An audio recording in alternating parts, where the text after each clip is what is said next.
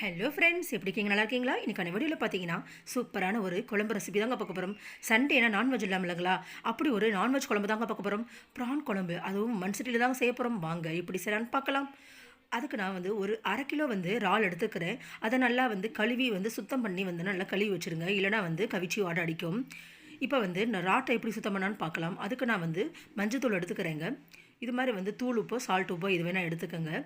இப்போ வந்து எல்லாத்தையும் வந்து நல்லா பரட்டி விட்டுறணும். நல்லா வந்து மஞ்சத்தூளும் வந்து உப்பு சேர்றதுனால அதில் உள்ள அந்த கெட்ட வாசனை, அதாவது கவிச்சி வாசனை வந்து சுத்தமாக இல்லாமல் போயிருங்க. இப்போ வந்து எல்லாத்தையும் பரட்டி எடுத்தாச்சு. இப்போ வந்து நல்லா தண்ணி ஊற்றி நல்லா வந்து கழுவி எடுத்துக்கோங்க. இப்போ வந்து கவிச்சி வாசனை வந்து சுத்தமாக இருக்காதுங்க. அப்போ வந்து நம்ம ராட்டு குழம்பு சம்பந்தி எந்த ஒரு வாசனையும் இருக்காதுங்க. இது மாதிரி ஒரு வடிகட்டி எடுத்துக்கோங்க.